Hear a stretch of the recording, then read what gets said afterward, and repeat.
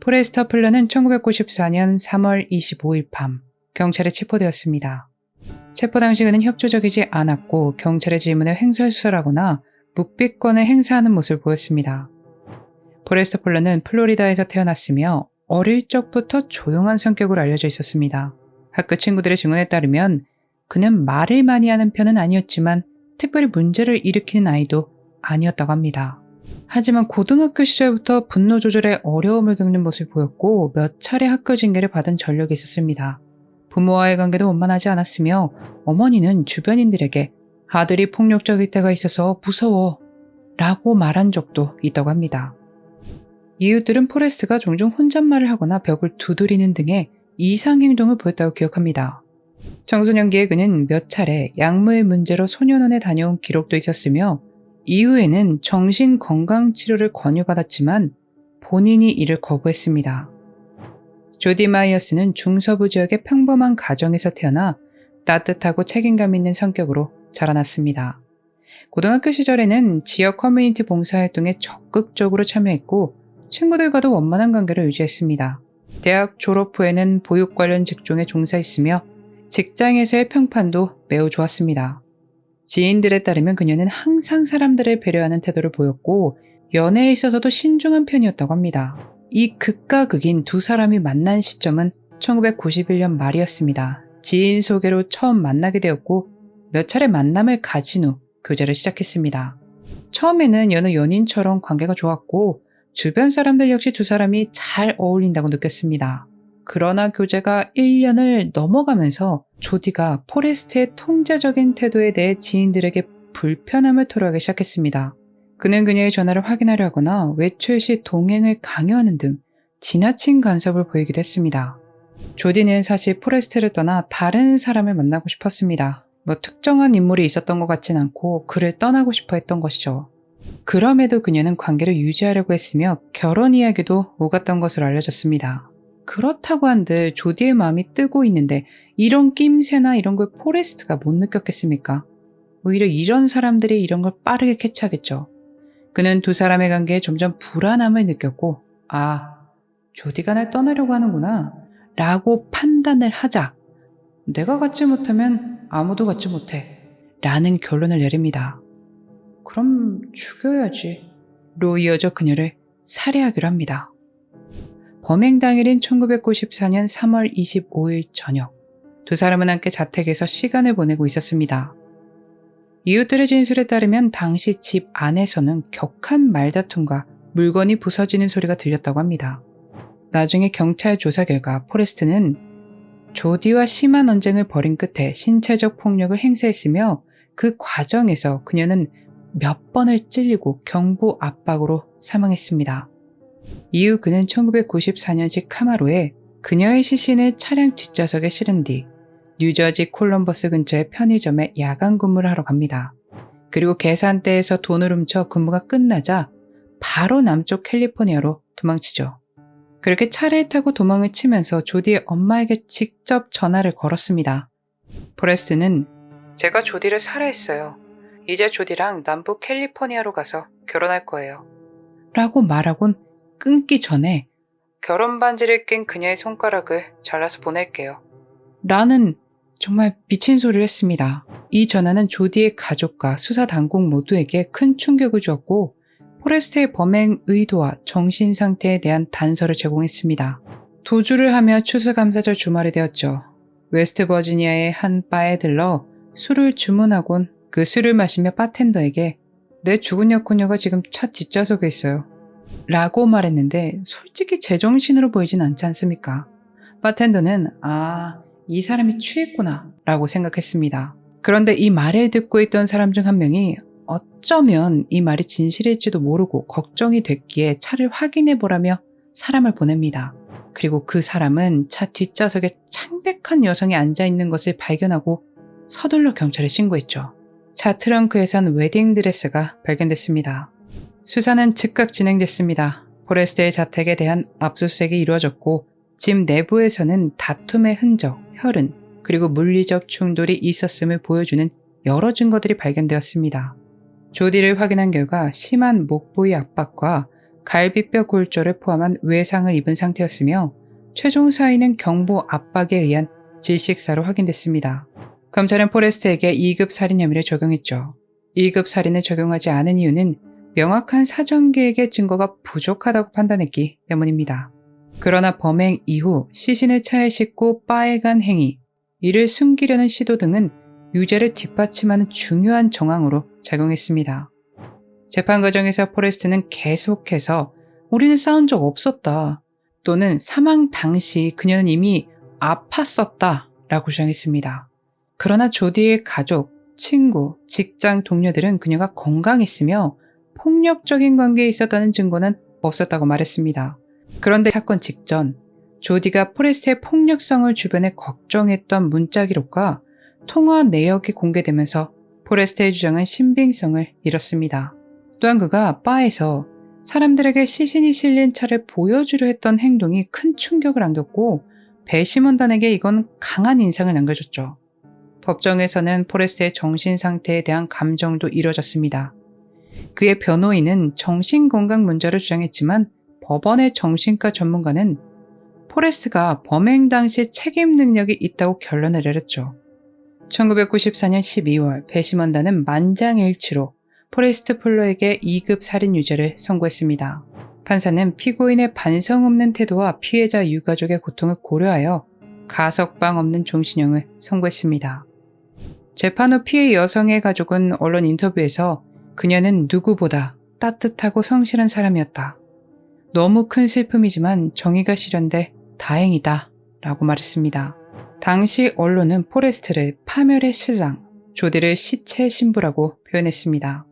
이 사건이 밝혀지며 사람들을 더 어이없게 만든 이유가 있는데 포레스트가 결혼한 상태였다는 겁니다. 게다가 아이까지 있었습니다. 포레스트가 그녀와 결혼을 했을 때 그는 차분하고 책임감 있는 사람이었답니다. 적어도 그렇게 보였죠. 그러나 그와 가까이 지낸 사람들은 그가 충동적이며 분노 조절이 어렵고 뭔가 자기한테 불리하다던가 그런 상황에선 극단적인 통제를 시도하거나 상대를 위협하는 성향이라는 것을 다들 알고 있었습니다. 그런데 아내는 몰랐죠. 그저 그녀는 남편이 정말 다정하고 가정적인 사람이라고 생각했습니다. 그러나 시간이 지날수록 그의 성격이 드러나기 시작했습니다. 아내를 위협하고 외출할 때 누굴 만나는지 그녀의 인간관계에 간섭하기 시작했고 더 나아가 신체적 폭력을 행사했습니다. 참다 더는 못 견디겠다고 생각한 아내는 접근 금지 명령을 신청했고 아이와 함께 그의 곁을 떠납니다. 하지만 아직 이혼을 안 한 상태였기에 포레스트는 조디와 만나고 있을 때 결혼한 상태였습니다. 조디는 몰랐죠. 나중에 그녀에게 알려지긴 한 것 같은데 이 때문에 조디를 향한 집착이 더 커졌을 것으로 보았습니다. 아무튼 아내는 남편이 저지른 범행에 대해 늦게 소식을 전달받았고 재판이 열렸을 때 10살이던 아들과 함께 참석하기도 했다고 합니다. 개인적인 생각이지만 이제 우리는 안전하다는 것을 보여주고 싶어서 데려간 것이 아닐까 생각이 듭니다. 조디는 자신의 사랑이 잘못됐다는 것을 깨닫고 새로운 삶을 살기로 결심했지만 한 정신병자의 만행으로 앞으로의 긴 인생을 영원히 빼앗겨버렸습니다. 솔직히 포레스트가 죄책감을 느끼고 있을 것 같진 않습니다. 조디의 명복을 빌며 오늘 이야기 마치겠습니다. 그날의 미스터리 오키노TV였습니다. 페이지 버그필드는 1973년 4월 27일 조지아주 애틀랜타에서 태어났습니다. 이후 가족과 함께 콜로라도주 덴버로 이주했죠. 페이지는 사랑스러운 사람이었고 친절했으며 다른 사람을 생각할 줄 아는 그런 사람이었습니다. 그녀는 고등학교를 졸업한 후 플로리다 대학교에서 간호학을 전공했지만 학업을 중단하고 고등학교 시절 연인이었던 하워드 론 베글러와 1995년에 결혼했습니다. 페이지는 항상 엄마가 될 거라는 그런 기대감이 있었습니다. 그래서 아이에 대한 얘기를 하워드와 이야기를 하면 그때마다 그는 확답이나 약속 아니면 자녀 계획에 대한 이야기를 나누는 것을 좋아하지 않았습니다. 사실 하워드는 아직 자녀를 키우고 부양해야 하는 그런 책임감은 무리라고 생각했기에 자녀를 갖는 것을 원하지 않았습니다. 결국 이 문제로 많은 싸움을 하다 1997년에 이혼하게 됩니다. 페이지는 돈을 벌기 위해 스트립업에서 일을 하기 시작했고 거기서 론 딕슨이란 남자를 만납니다. 정말 잘 맞는다고 생각했고 페이지는 그를 정말 좋아했습니다. 그는 경제적으로 어렵지 않은 상태였고 누군가를 돕는 것을 좋아했으며 가장 큰 것은 그 역시 아이를 원했습니다. 1998년 페이지는 론 딕슨과 재혼을 합니다. 그들은 콜로라도주 그랜드 정션에 호화로운 저택을 구입하고 2001년부터 새 자녀를 낳았습니다. 가족은 정말 행복한 시간을 보냈습니다. 뭘 하든 늘 가족과 함께했죠. 그러나 론의 과도한 소비와 투자가 잘못되며 재정적으로 완전히 한순간에 꼬꾸라졌고 집 대출금을 갚는 것도 어려워졌습니다. 생활비조차 빠듯해졌죠. 이로 인해서 두 사람의 관계가 점점 나빠졌습니다. 2004년에는 페이지가 경찰에 신고할 정도로 상황이 악화되었고 참다 못한 페이지가 이혼 신청을 합니다. 2005년에는 론이 페이지를 폭행한 혐의로 체포가 되기도 하는데 이는 페이지가 다른 사람과 관계가 있었고 화려한 속옷이 발견되며 싸움이 일어난 것이었습니다. 페이지에 따르면 돈이 필요했고 재정적으로 어려웠기 때문에 어쩔 수 없는 선택이었다고 했죠. 결국 두 사람은 2006년에 이혼을 하게 되었고 페이지는 세 자녀의 양육권을 갖게 되었습니다. 이혼 후에 혼자 아이들을 키우기 위해 돈이 필요했고 페이지는 정말 노력했습니다. 자녀들을 양육하기 위해 아동 댄스 수업을 운영하며 아이들을 가르쳤습니다. 그리고 일을 시작하는데 이게 다단계 회사였다고 합니다. 판매하는 거였는데 어찌됐든 판매 성과가 나쁘지 않아 화장품 판매, 고급 요리기구 판매를 꽤 성공적으로 해냈습니다. 정말 열심히 살았고 주변 사람들도 그녀가 아이들을 위해 헌신하는 엄마라고 생각했습니다. 그런데 그런 모습과 반대되는 다른 모습이 그녀의 실종 후에 알려지게 됩니다. 2007년 6월 22일 친구 집에서 풀파티가 있었습니다. 그때 그녀는 친구에게 내 안전이 걱정되고 두려워 라고 털어놓기도 했답니다. 친구가 생각하기에 그녀가 이혼한 지 얼마 안 됐으니까 전 남편 때문에 그런가 보다 하고 넘겼습니다. 페이지는 2007년 6월 28일 실종되기 전 함께 상주하는 부모에게 아이들을 맡기고 외출을 했습니다. 일부 다른 곳에선 그녀가 아이들을 전 남편 론 딕슨에게 맡겼다고 전해졌으나 또 다른 곳에 따르면 제가 앞서 말했듯 상주하는 부모에게 맡겼다고 합니다. 아무튼 다시 사건으로 돌아와 아이들을 맡기고 집을 나섰던 그녀가 실종됩니다. 그녀의 아버지 프랭크 버그펠드가 딸이 연락도 안 되고 집에도 들어오지 않았다는 사실을 알고 경찰에 신고를 합니다. 그녀의 차는 며칠 후 한 주차장에서 발견됐죠. 2007년 7월 1일 오후 10시경 붉은색 포드 포커스 차량이 콜로라도주 그랜드 정션 인근의 한 주차장에서 불에 타 있는 상태로 발견되었습니다. 차량은 페이지의 집에서 약 3.2km 떨어진 곳에 위치해 있었으며 발견 당시 페이지의 흔적은 없었습니다. 차량 내부에서는 여러 가지 물품들이 발견됐습니다. 페이지의 휴대전화, 지갑과 신용카드, 음식이 담긴 봉투, 일정표, 다이어리, 이것의 마지막 4일간의 일정이 찢겨져 있었습니다. 또한 차량의 운전석이 페이지의 키에 비해 너무 뒤로 밀려 있었으며 이는 다른 사람이 차량을 운전했을 가능성이 있었습니다. 경찰은 차량 안에서 지문과 DNA 샘플을 확보했습니다. 그러나 대부분의 샘플은 확인 불가능하거나 다수의 인물이 섞인 혼합 샘플이었습니다.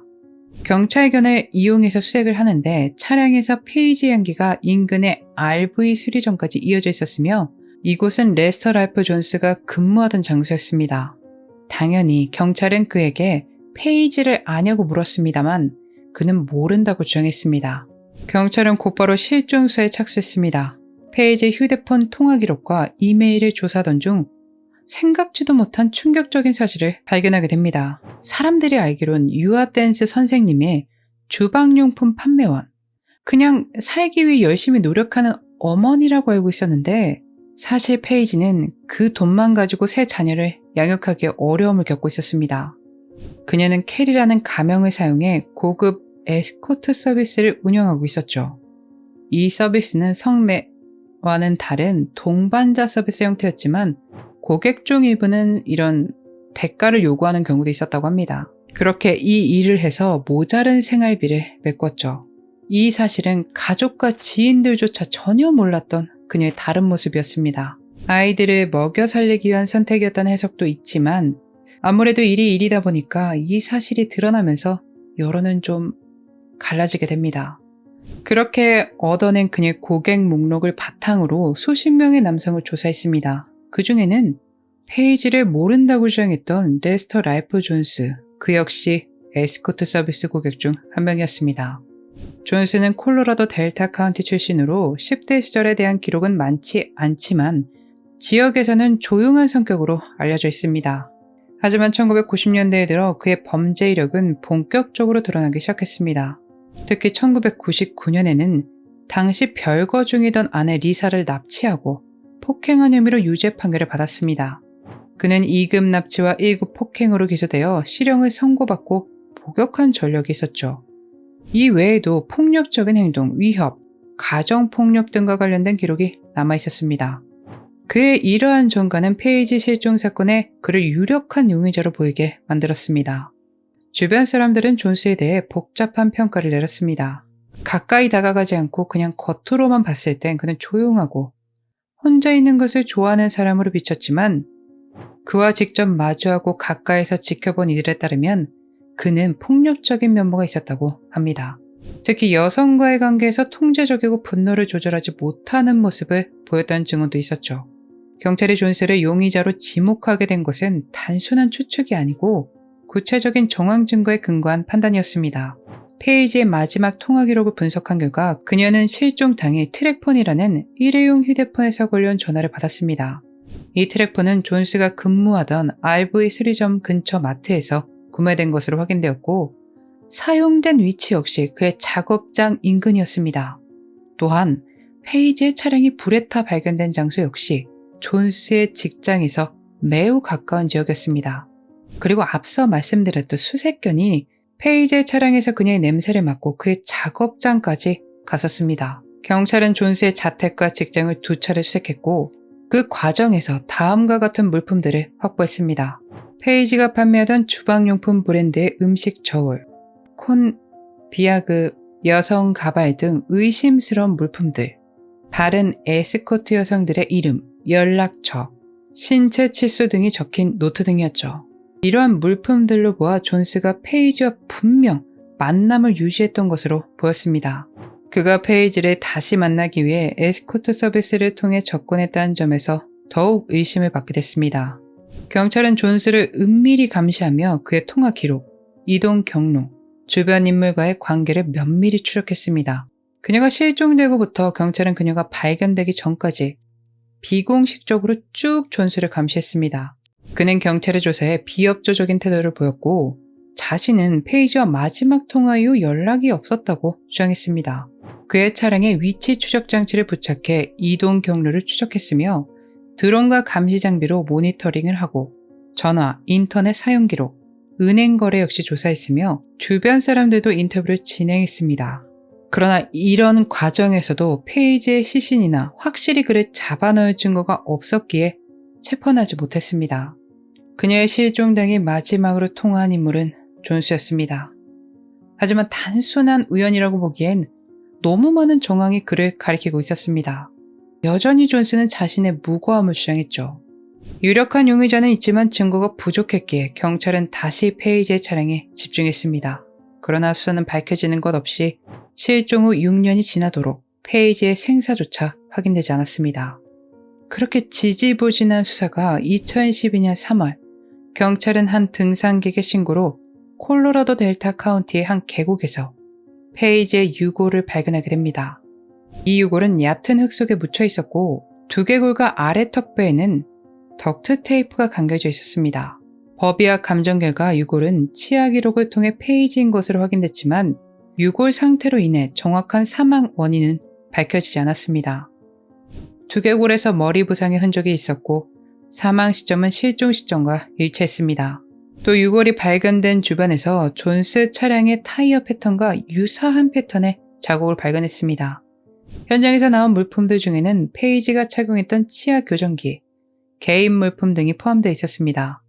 또 추가 물품들이 발견되는데 귀걸이 한쪽, 얇은 어깨끈으로 되어 있는 일명 스파게티 스트랩이 달린 상의, 담요 또는 이불이 흙과 돌로 덮여 있었으며 유골에서 그렇게 멀지 않은 곳에서 발견됐습니다. 경찰은 이 지역이 인적이 드문 장소이며 시신이 불에 그을린 흔적이 있었다는 점에 주목했습니다. 이건 누가 봐도 증거를 없애려고 한 것으로 보였죠.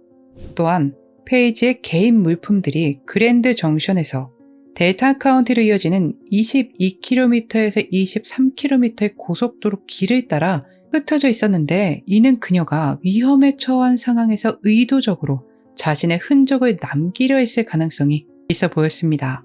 이 유골의 발견은 사건을 해결할 수 있는 결정적인 전환점이 되었고, 경찰은 기존에 확보한 증거들을 재정비하여 2014년 11월 레스터 랄프 존스를 페이지를 살해한 혐의로 체포했습니다. 그의 범죄 전력, 피해자와의 관계, 마지막 통화 기록, 차량 발견 위치, 트랙폰의 구매 및 사용 위치, 그리고 유골 발견지까지 모든 것이 그를 향하고 있었죠. 그러나 그는 끝까지 자신의 혐의를 부인하며 법정 싸움을 이어가게 됩니다. 존스는 살인 혐의로 기소된 뒤 2016년 2차례에 걸쳐 재판을 받았습니다. 첫 번째 재판은 배심원단의 결론이 일치하지 않아 무효로 선언되었고, 두 번째 재판에서 유죄 판결이 내려졌죠. 검찰 측 주장은 이와 같습니다. 존스가 페이지와 사적인 관계에 있었고 그녀의 이중 생활을 알고 있었다. 페이지가 자신을 거부하자 분노하여 범행을 저질렀으며 이를 은폐하기 위해 트랙폰을 이용하고 차량을 불태웠다. 발견된 유골, 차량, 그리고 주변 정황 증거가 모두 그를 지목하고 있다 라고 주장했습니다. 존스의 변호인 측은 페이지가 다양한 남성과 접촉했던 만큼 다른 가능성도 충분히 존재한다. 트랙폰의 소유자가 존스라는 결정적인 증거가 없으며 그의 DNA나 지문이 페이지의 유골이나 차량에 남아있지 않았고, 그녀의 실종 당시 존스에게는 완전한 범행 동기와 직접적 증거가 없다 라고 주장했습니다. 존스는 재판 내내 무표정한 얼굴로 일관했고, 때때로 피곤한 듯 눈을 감고 앉아있거나 변호인과 낮은 목소리로만 대화했습니다. 피해자의 유골에 대해 언급할 때에도 특별한 감정 변화는 보이지 않았습니다. 그런데 이러한 모습이 배심원단에게 냉담한 인상을 남긴 것 같습니다. 판사는 판결 선고 당시 당신은 계획적으로 한 여성을 살해하고 그녀의 가족에게 돌이킬 수 없는 고통을 안겼습니다. 법은 이런 행위를 결코 용납하지 않을 것입니다. 라고 말했습니다. 페이지의 가족은 재판 내내 방청석에 자리했습니다. 아버지 프랭크는 유죄 판결이 내려지는 순간 조용히 고개를 숙였고, 그녀의 자녀들은 눈물을 흘리며 서로를 끌어안았습니다. 페이지의 오빠는 법정 밖에서 기자들에게 우리는 9년을 기다렸습니다. 정의는 늦었지만 도달했습니다. 라고 말했습니다. 최종적으로 존스는 1급 살인 혐의로 종신형을 선고받았습니다. 그의 항소는 기각되었고 그는 현재 콜로라도 교도소에서 복역 중입니다. 페이지 오빠의 말처럼 시간은 걸렸지만 결국 정의에 도달했습니다. 아직 잡히지 않은 모든 범죄자들이 결국 잡힌다는 걸 깨달았으면 좋겠네요. 긴 영상 시청 감사드립니다. 그녀의 명복을 빌며 페이지 실종 사건을 마치겠습니다. 그날의 미스터리 모키노 TV였습니다.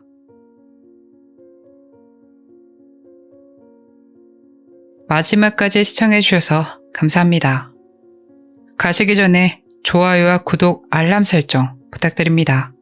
좋아요와 구독은 저에게 큰 힘을 줍니다. 오늘 하루도 수고하셨습니다. 좋은 밤 보내세요.